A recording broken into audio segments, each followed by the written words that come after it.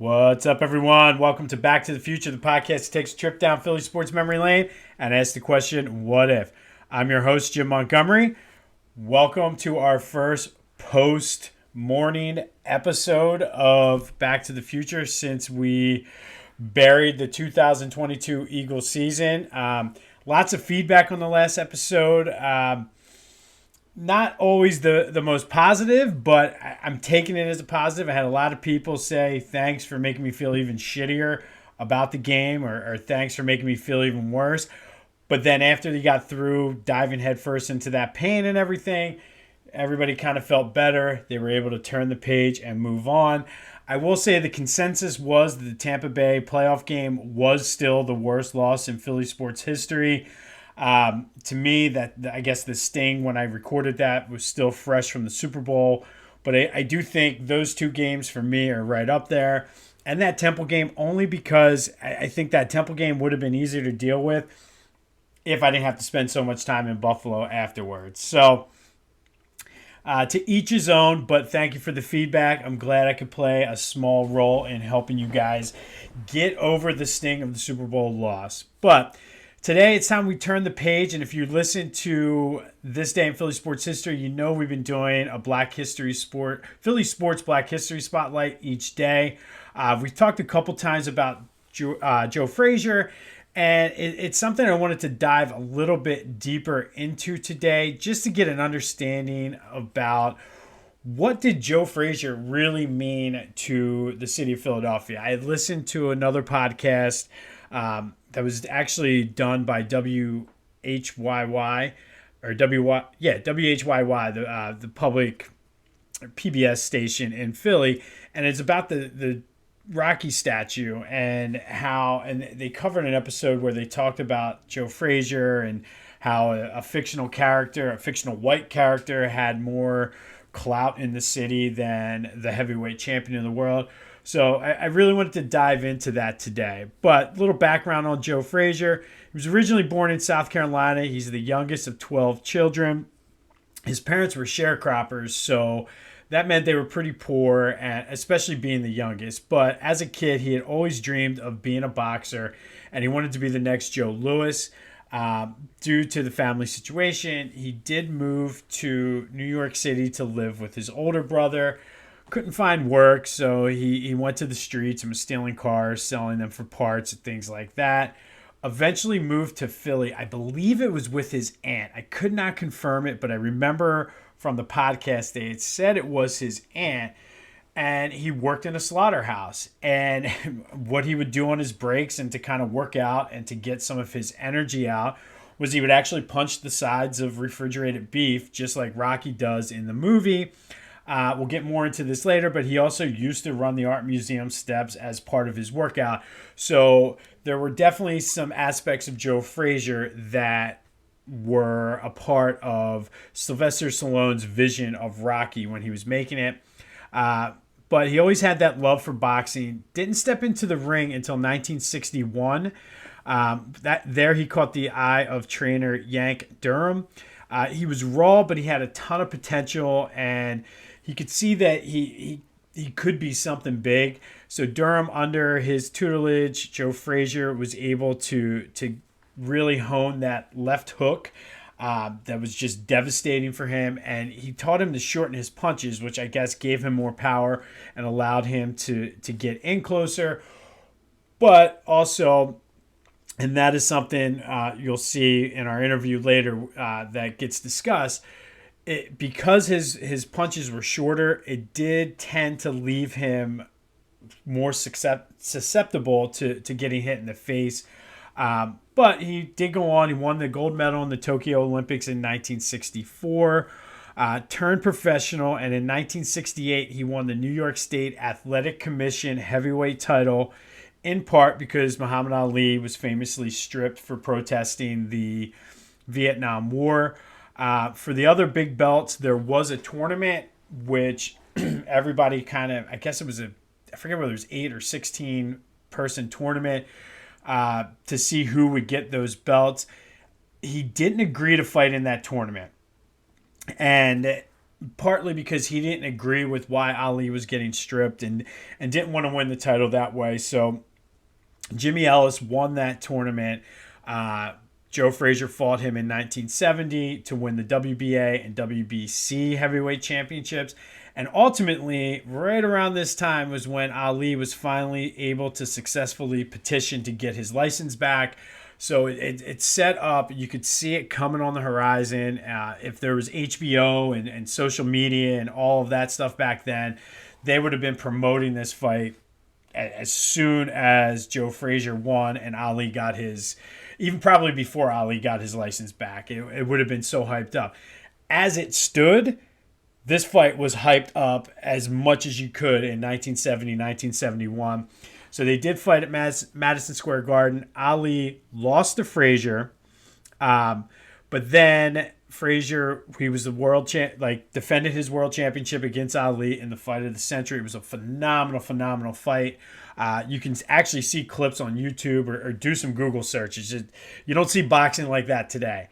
But then Joe Frazier would lose the titles to George Foreman, who later would lose those titles to Muhammad Ali.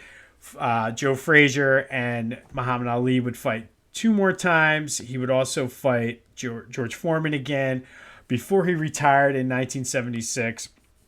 He did come back for one brief fight in 1981, a draw to Floyd Cummings. But Joe Frazier retired with a 32-4-1 record with 27 KOs, and his only 2 losses were to Ali and Foreman.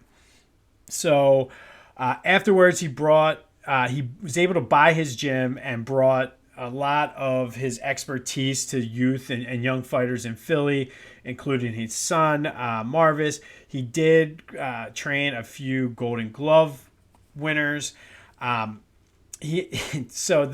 found this part very amusing, which I never knew about him.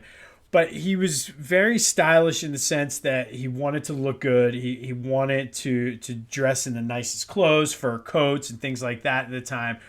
But he also had a soul funk band called Joe Frazier and the Knockouts, and he released a few singles and everything. So he was really into his music.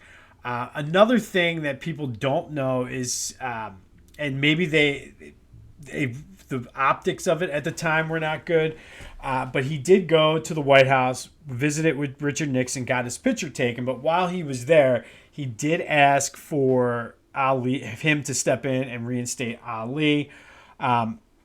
He did fall on some hard times later in his life and ultimately died of liver cancer in 2011.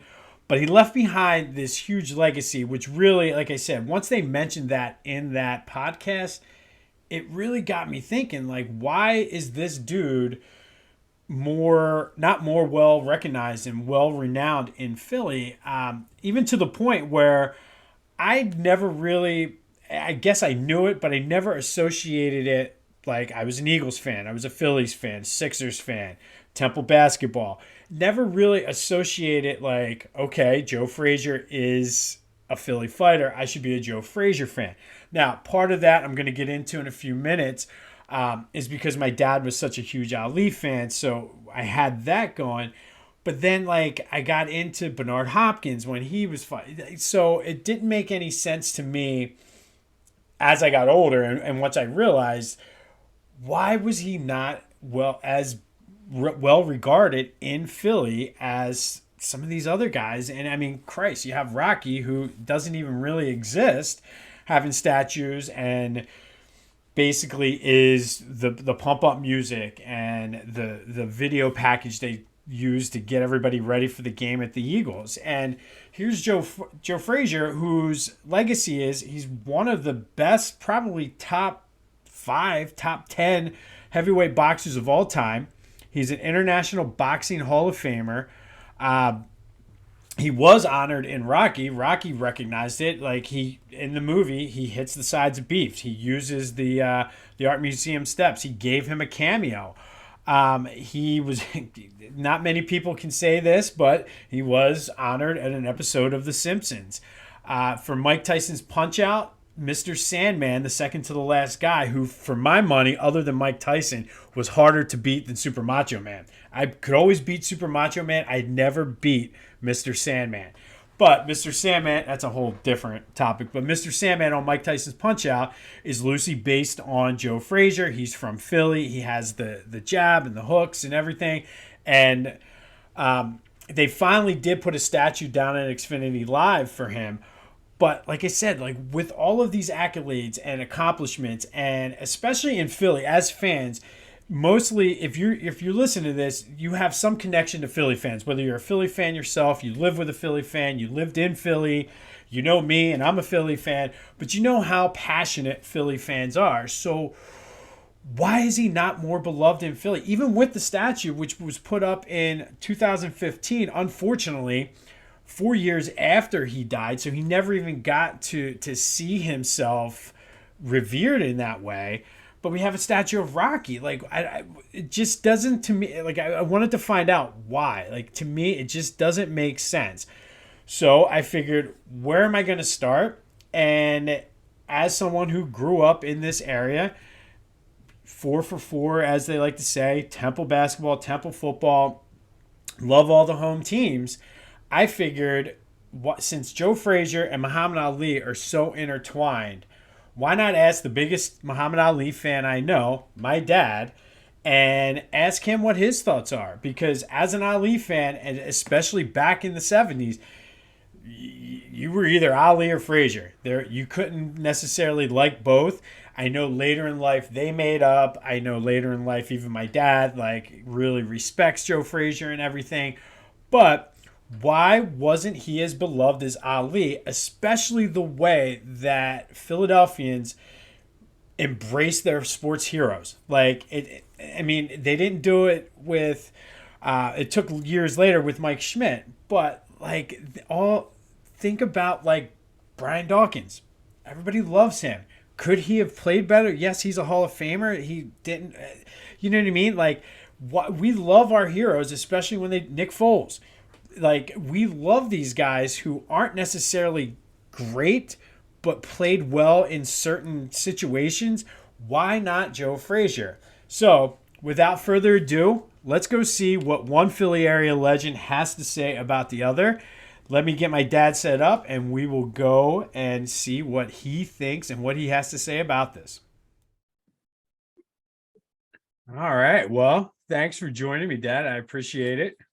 No problem. So, what we're doing is I'm glad I got you on, and I thought it was going to be different because I really thought the Eagles were going to win. And I mean, you always said don't be surprised if they break your heart, but this time I really thought they were going to win. But it's all right because I want to get your take on that and then talk a little bit about Joe Frazier, Muhammad Ali rivalry and things like that. But what are your thoughts on the Eagles? What happened? What went wrong?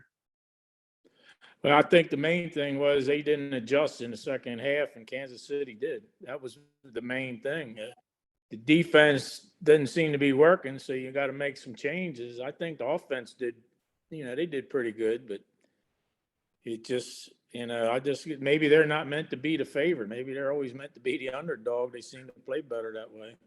It definitely was uncomfortable being the favorite. But yeah, I mean, imagine that they got beat by Andy Reid, who his whole time in Philly was known for not making adjustments because he made the adjustments and managed the time better too. Yep, he couldn't manage the time to save his butt, and he didn't make adjustments. You're right. It was Andy Reid's way. He wouldn't change, and now look what happened. Yep. And that's kind how of we weird lost. seeing him. He was the coach of the Eagles, and then he went there. It was just a lot of things happened that day, but it's a shame. No, totally. So I guess how does this compare in the big picture of obviously there's been a ton of Philly disappointments and just bad losses. How do you feel like this ranks in the pantheon of Philly sports disappointment? I don't know. I mean, there's been a lot of them. I watched the Phillies back when they always played the Dodgers or the Reds, and it seemed like they always had a good shot, but they'd always end up losing. That was kind of my big disappointments through the years.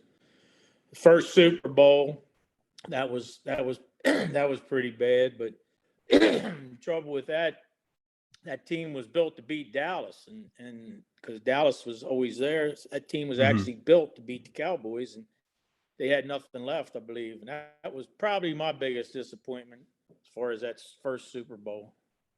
There's been, No, and then when I was little, you had the Phillies, but we just were used to them losing. But I think that first Super Bowl was probably one of the bigger ones.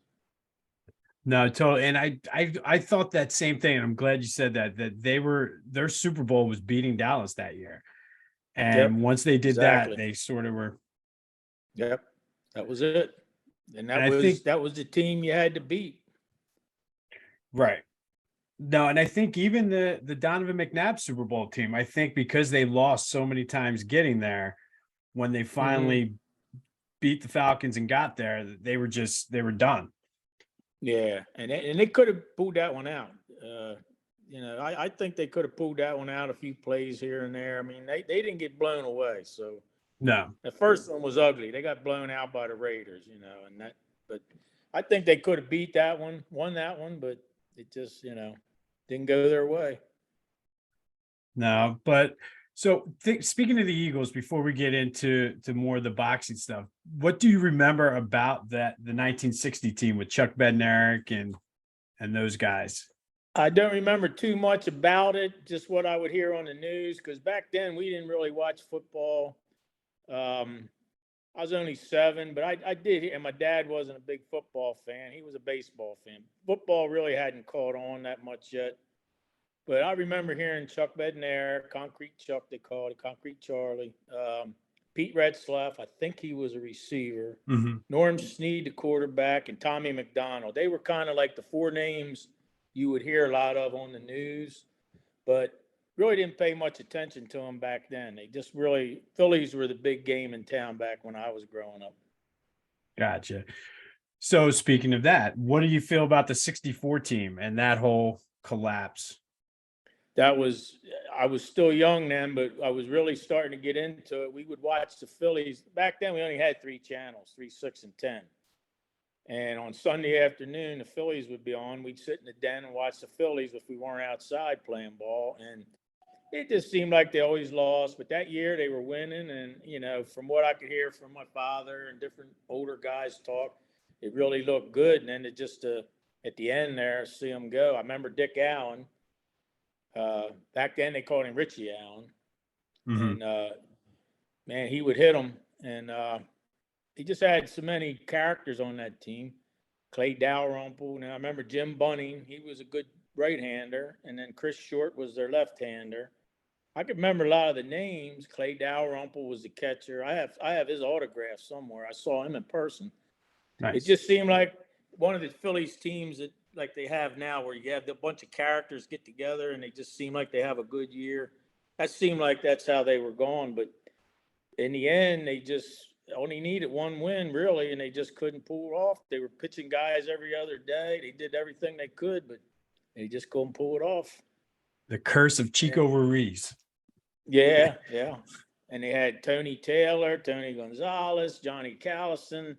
They were all good ball players, but it just they collapsed basically. And I think a lot of that was Gene Mock. He panicked. He was a good Hmm. manager as the years went on, but I think more than anything, he panicked. And they had a lot of bad luck went their way, a miss here, pop up there, whatever. They had a lot of bad luck hit them too, but just one of them things. But it didn't hurt me too bad. I mean, it was disappointing, but I was still young then. It didn't bother me as much as maybe the Super Bowl did because I was older then. Right.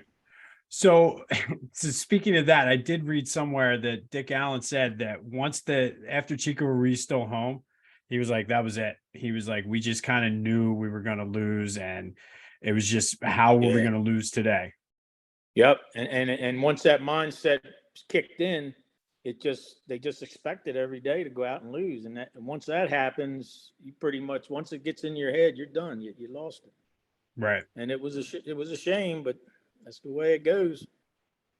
So, last thing before we get into the boxing is, was there a big deal made in 1968 when they booed the kid that was dressed up as Santa and threw snowballs at him. Was that a big thing on the news back then, or is that something that sort of became a legend recently?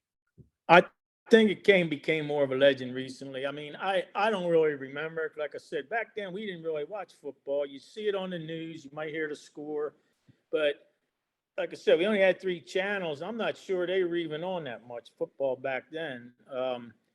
But you mainly watch the Phillies on Sunday, and I don't even know if they showed away games. That might have just been home games that they showed. It just wasn't Mhm. like it is now with all the different sports channels. And I can kind of remember the first game I really got into when we got a little older. We watched the Ice Bowl, if you remember hearing about that. Yes.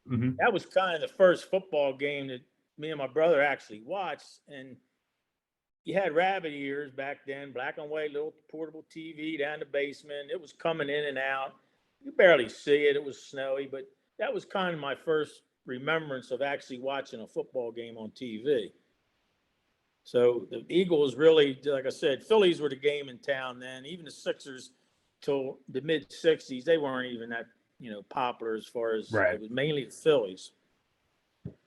So then I guess that leads perfectly into sort of the boxing aspect of it. So what I guess boxing was the second biggest draw in town. I know you were saying that a lot of Oh times you yeah, would yeah. You had you could. It was always on the news. You had Benny Briscoe, Eugene Cyclone Hart, those kind of guys that were lightweights, middleweights. They would box every weekend at the arena, the old arena.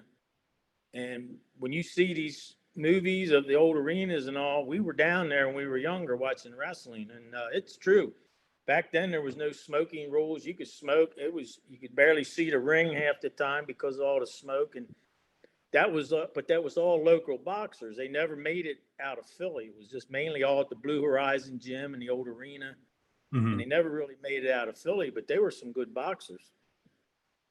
Cool. So what I guess this might have been a little bit maybe before, but like did you watch boxing a lot, or was it like a lot? I know you had mentioned, I think, about listening to it on the radio even. That was the main thing. Yeah, let's do it on the radio and a lot of Phillies games on the radio, and then you'd see it in the newspaper. Um, my mom, I'd go down. We had a little store next to us, and every afternoon I'd go down and get her the paper and a cup of coffee. And when she was done with the paper, what I could read. I was still young when in the '60s, Mhm. but what I could read, and then you see the pictures. And you always saw a picture of a local boxer down in Philly or whatever. So that's kind of how I started getting into it. Cool. So yeah, I was gonna say I remember getting the paper after you sometimes, and it wasn't pretty. Yeah. Having to fold it back up and um so I guess talk to me then more about how you became such a big Muhammad Ali fan. Well, when it first started, when the first fight come up, um, it was this big monster, Sonny Liston, and Ollie. I just took a liking to him, the way he talked and the way he looked, and I liked the way he pushed around and boxed. And I really didn't give him. He was my hero, but I didn't give him much of a chance against Sonny Liston. That guy was a monster. But as you found out later on in all his fights, as time went on, he looked like he was getting beat in the beginning, but he was saving it up and punching the guy out. And come to find out, Sonny Liston, he could throw a punch. He was a hell of a boxer, but he had no stamina. And once Mhm. he won the first time, that was it. That was my hero from then on out as far as boxing. You didn't So really hear much about boxing up until he came along, actually, in my era, because mhm, it just was starting to fade out after Rocky Marciano. I'm sure you've heard of him. The mhm. boxing kind of went into a tailspin. You didn't really hear about it too much. And then when Ali came, it just turned it around, I think, really. No, and that's what I was gonna say is because describe how it was then in like the 60s and 70s, and truthfully, even into the 80s with like Mike Tyson and some of those guys compared to now, because it feels like everybody is really into like UFC and like the mixed martial arts fighting more so than boxing right now. there's just nobody that really, I think, what's that guy, the big bald headed guy is the champ, I think now. Anyway, Wilder or something. Mm-hmm. I mean, he just looks like a big guy. That's all. A big wrestler, really. He doesn't even look like a boxer. And he just goes out there and he pound each other. Dante Wilder, I think. Isn't that the It's him and Tyson Fury too. And Tyson Fury's Fury? Which and one's he's the guy. Tyson Fury's the champ, I think, isn't he? Yeah, because he And actually goes on WWE and wrestles with those guys now too. that's what I say. It's just not the same. When Ali and those guys came up, I mean, you had some fighters. You had Ken Norton, you had Frazier, Ali, you had that was before George Foreman came along. You still had Floyd Patterson. He was getting pretty well washed up, but he was a former champion, and it just seemed like he brought boxing back into the limelight for good or bad, whether you liked him or didn't like him. You either watched him or wanted to go to a match to see him get beat or to win. Either way, but you still wanted to go see the match for whatever reason you had. And I think he kind of brought it back to the point where everybody was interested, whether you liked him or didn't like him. So where does Joe Frazier then fit into that? Because I guess Ali was in the Olympics. I think he won it in 1960. And then Joe Frazier was a little bit younger. He won it, the gold medal in 64. So how does he fit into the whole time frame and whatnot with Ali? Well, excuse me, Ali refused to draft Vietnam, and so they stripped him of his title. And he fought the government for 3.5 years about that. So at the time, the title was vacant. So they had a tournament, and I forget all the names of the boxers, but it ended up, excuse me, Frazier won. So they gave him he became the champion. But there was always the thing. He was undefeated. He was the champion, but he never fought Ali, and Ali was undefeated, and Ali never lost the championship. They took it from him. So there was always that controversy there and always that buildup. And the only thing was ever going to solve it was when those two got into the ring together. And, it was the first fight was the fight of the century, man. There was a lot of money. That was a big money fight that nobody ever saw that kind of money before. And I think the whole country was involved in it one way or the other. But I think Ali had more recognition because of refusing to draft, going to court with the government. He was more of a nationwide name because everybody knew him one way or the other. You liked him or you didn't, but he had more of a national following than Frazier. Frazier came up from Philly. So I think that's why in the beginning, he was more popular. And then Frazier, I don't think people liked Frazier as much as a boxer, unless it was local people, as much as they just wanted to see the ones that didn't like Ali, just want to see him beat Ali, I think is the main thing. Do you think it's because never caught on? I was going to say, but do you think it's because he wasn't as outspoken and didn't necessarily, because I think back then, you'd be hard pressed, at least from what I've heard stories from you and like uncles and everyone, be hard pressed to find somebody that supported the Vietnam War. And is it because Ali was maybe so vocal against it and people that were against the war maybe connected with him? And because Frazier, I read somewhere that he had a dinner or lunch or something with Nixon at one point. Do you think that played, the political side of it played anything into it? Oh, I'm sure it did. You got to remember about the Vietnam War in the beginning, it was a racist war, but then I guess as time went on, they started finding out maybe we shouldn't have went over, but it's hard to say that to the people that had sons, daughters get killed over there. I knew people that went over and didn't come back. I knew people that went over, came back, and were never right. It's hard to, be on that fence. You have to be, you either liked it or you didn't. But I think a lot of it toward that time, as the 60s wore on and got toward the 70s, more and more people were protesting that war. And probably having dinner with Nixon probably didn't help his cause any. Nixon, a lot of people didn't like Nixon. Right. Now, do you know He was anything? go ahead. Oh, no, go ahead. Finish. He was actually a minority president. If you think about it, more people voted for Humphrey and George Wallace than voted for Nixon. So that's what you call minority president. So he wasn't that popular to begin with. So yeah, I would say Joe Frazier having dinner with him or meeting with him probably didn't help him any.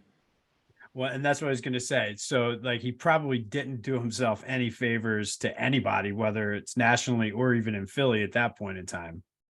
No, and like you said, he was a lot quieter. He just went. I mean, he was a good fighter. He went and did his job. That's what he was. That's what he did. But he was not flamboyant by any means. That's for sure. So I guess the bigger question then is, obviously I remember looking through all of the scrapbooks that you had and kind of chronicling basically Ali's entire career, um, everything, whether it was versus Ken Norton, Joe Frazier, even Foreman. Do you think, as good as it, like, Ali obviously was good, he won the title before anything, but how do you feel that those three Frazier fights kind of defined him as a boxer? Oh, that you'll never, in my opinion, you'll never see two fighters have three fights like that ever again. That was, and for him to come back, he had his number after the first fight. Frazier, I think he took Frazier too lightly. Actually, he was laid off for 3.5 years for one thing, so he was rusty. But I think he actually took Frazier too lightly, and Frazier had a heck of a punch. And I think he took him a little more seriously the second two. But I think by then Frazier was getting kind of burned out after the Foreman fight. I think Frazier took a lot of beatings because he was a type of fighter was just full charge ahead, and he'd take 3 hits to give you one. And I think it took a toll on him. I think he started losing some of it toward the end there, right? The third fight, definitely. Mhm. Now, did you know? And I looked this up the other day because on the daily podcast, I talked about Joe Frazier, one of his fights, and then just his whole career in Philly and what the Joe Frazier gym meant to the city. He only lost 4 times, but 2 of them were to Ali and 2 of them were to George Foreman. Mm-hmm. So, Yep. I mean, And it's that first fight with George Foreman, he got knocked down 6 times. And George Foreman said he hoped after the 6th time and he got back up, he said, I hope the referee calls this or he's going to come back and get me. He was a little concerned about it because he gave him everything he had, knocked him down, and Frazier just kept getting back up. And I think yeah, that's one of the tolls that it took on him. He was that type of boxer. If you look at, I think the Thriller Manila, if you look at him at the end of the fight, both his eyes were swelled shut. He just constantly was taking Ali's jabs, but he would still come in there. He'd take 3 jabs to give him one good left hook, and that takes a toll after a while. But that's just the kind of boxer he was. right. So then, because he is a local guy and he's not, I mean, I think he's getting more love now, unfortunately, after he's passed away than Yeah. he did when he was active. But other than maybe the political thing and being quiet, why do you think he doesn't get as fair of a shake in Philly? Which obviously the boxing history in Philly is great, with the Blue Horizon and all the fighters. So why did it take so long to people to come around to him? That's a good question. I honestly don't know. I mean, he was a good boxer and he beat Ali. I don't understand it myself, but I guess he just kind of stayed back back out of the limelight, and he never really got into anything after the boxing career. He had the gym, but he never got into politics. He never got into, being an ambassador. I think Ali, if he wouldn't have got, if that Parkinson's wouldn't have got him later in life, I think he'd have made a good peace ambassador or anything because the whole world knew him. But Frazier just never got into that kind of stuff because I guess he just wanted to stay out of the limelight. No, and actually, it was pretty cool. I did get to go to that gym at one point when I had that internship at Philly 57 for the semester. Unfortunately, he wasn't there, but it would have been pretty cool. But I did get to see the ring where he trained everybody, and it was really cool to see. And I think it's a shame. We just drove past there yesterday going down to the Temple game, and it's a shut down furniture store now. And it's just, Is that right? Yeah, I mean, and it meant so much to so many fighters, and it's one of those things I would love to see them turn it into like some type of museum or something. Yeah, that would be good. That would be good. It's a shame you don't want to forget about these people, but Hmm. unfortunately, that's the way the world is. Until the next guy comes along, and you're just yesterday's news. That seems to be the way it is anymore. It's a Right. And shame, but I don't think it helps that boxing just isn't as popular then either as it was.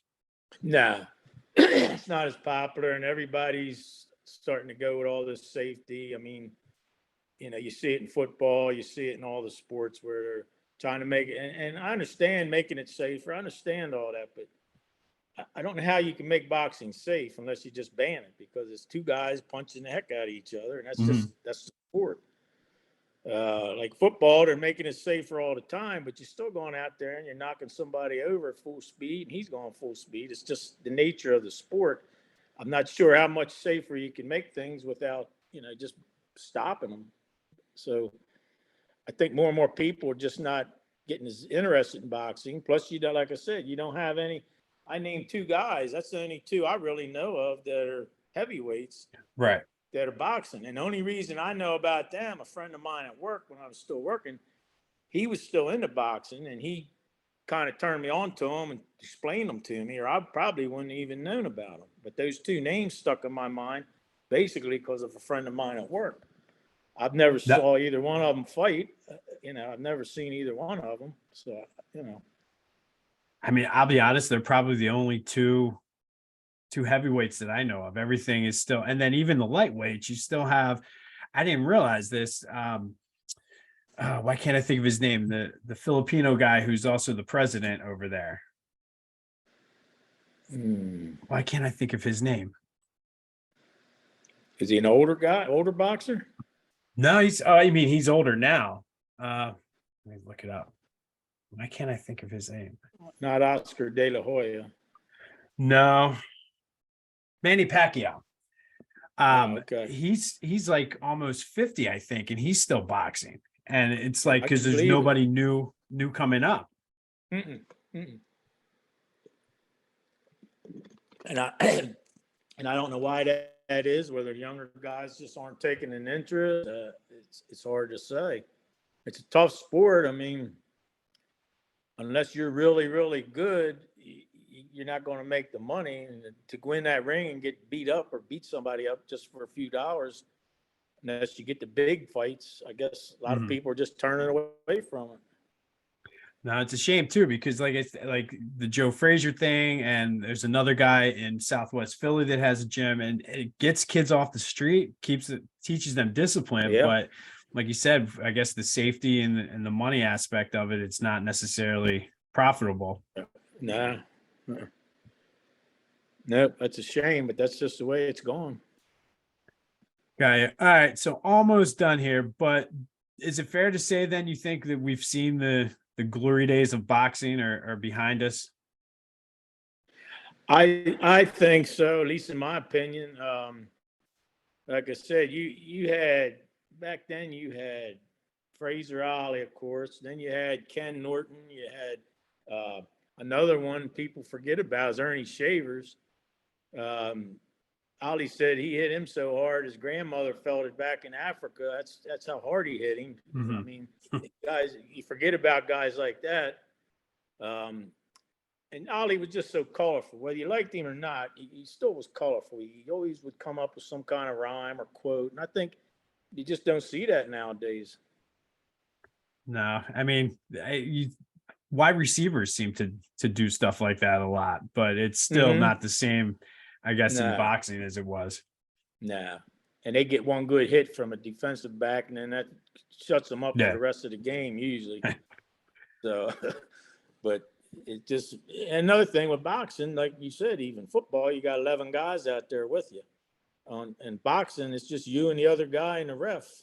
You can't Hmm. hide behind anybody, that's for sure. So it probably has a lot to do with it too. Plus, growing up, I don't think the parents are pushing their kids. They're probably pushing them away from a sport like that as opposed to pushing them toward it. You know what I mean? Right. because hey, play football, get out of the neighborhood playing football or basketball, not boxing. So I think that has a lot to do with it. No, I think even the safety though too, because we're pushing Thatcher more towards soccer than football at this point, just because. Mm-hmm. I mean, Yeah. he's got the size, but I mean, it's Oh one of those yeah. things. Like, I don't know if I'm going to let him play tackle or not. Yep.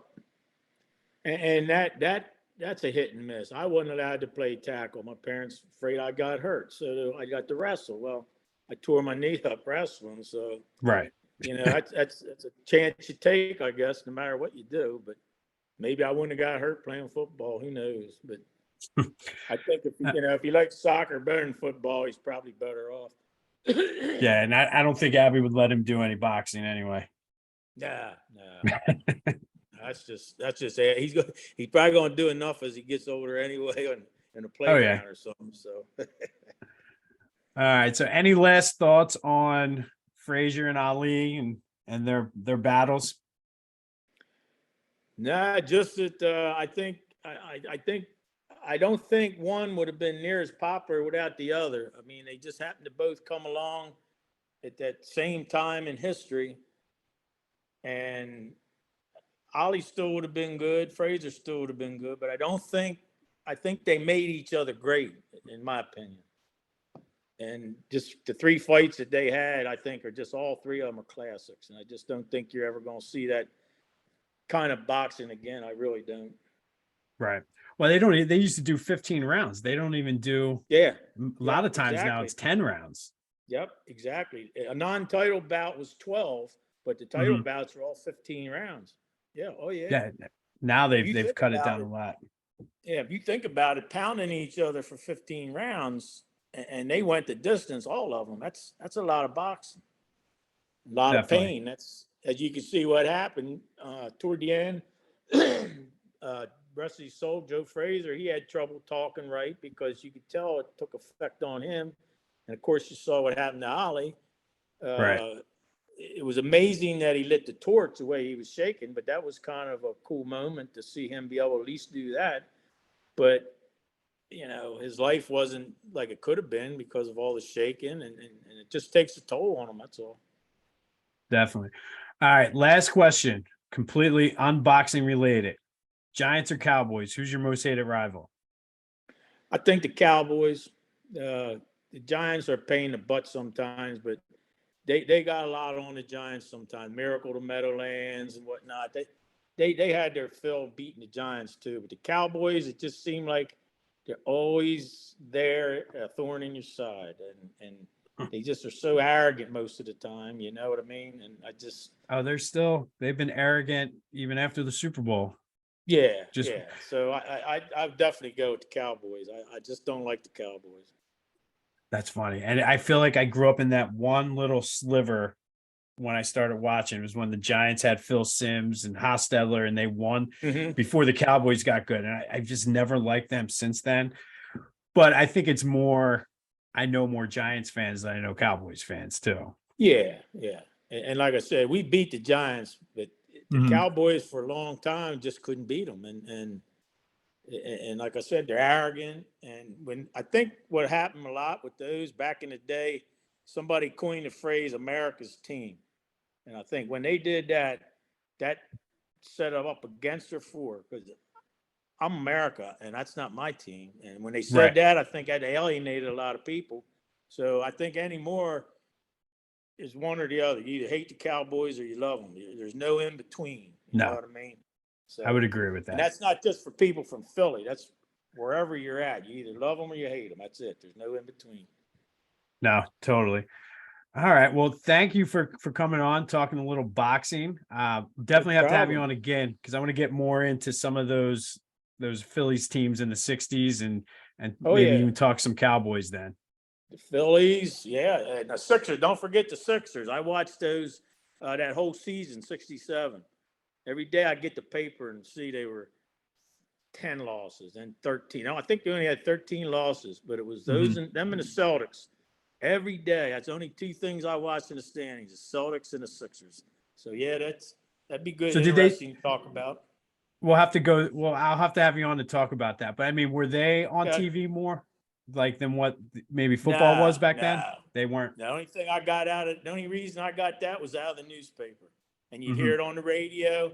And once in a while, you see it on the news. Like I said, back then we had 3 channels. We were always out playing because we had no video games or anything. And then we'd come in, eat supper, and then the news would be on. So we'd watch the news. We had to. We had no choice. We only had one TV. Hmm. And what mom wanted to watch, that's what we watched, and it was the news.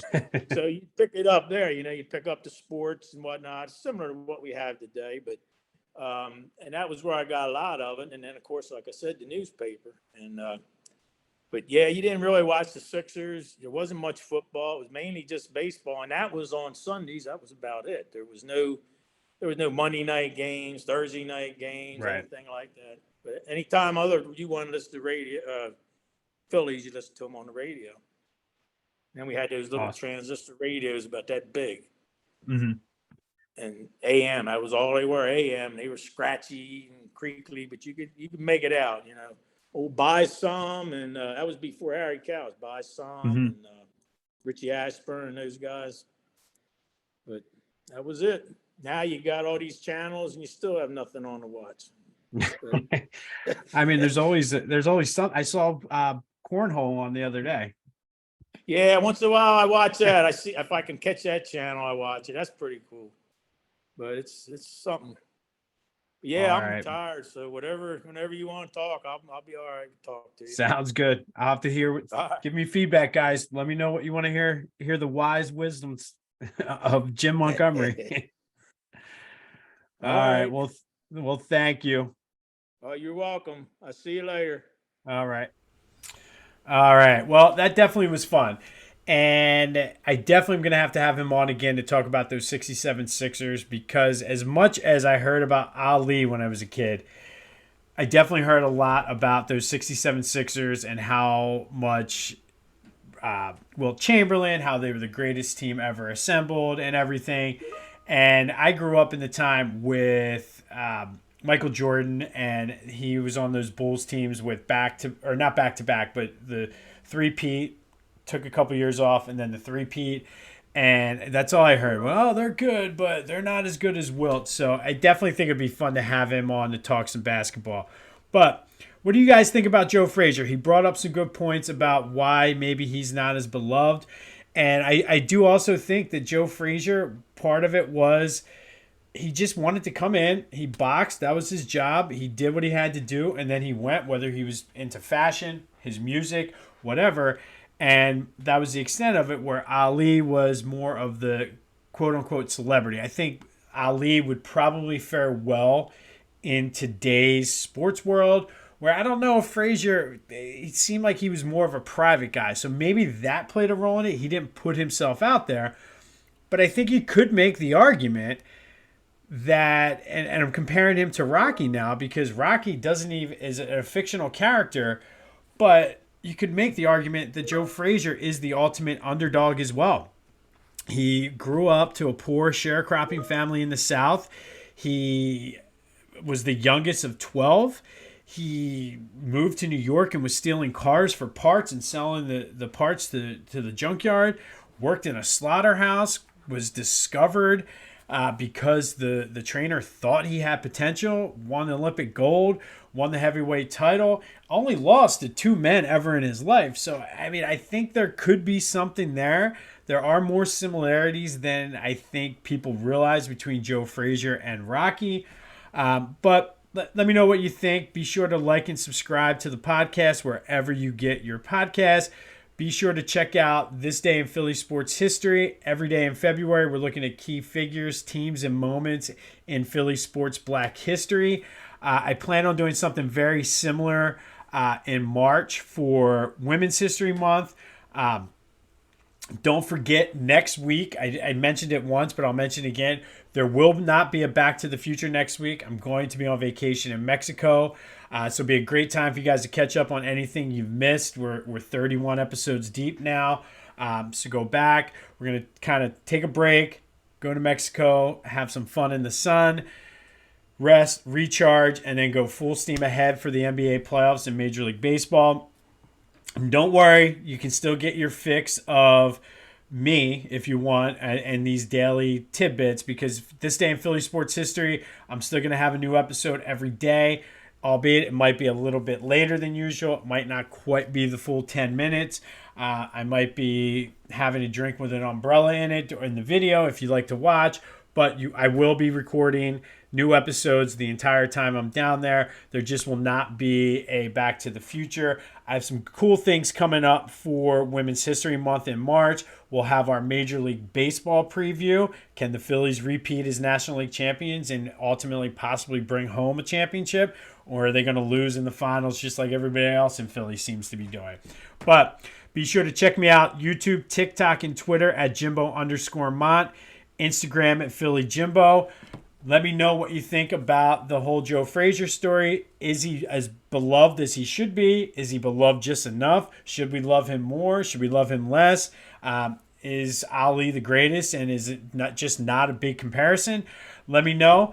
But go have yourselves a 2-week period here. Be sure to check me out on This Day in Philly Sports History.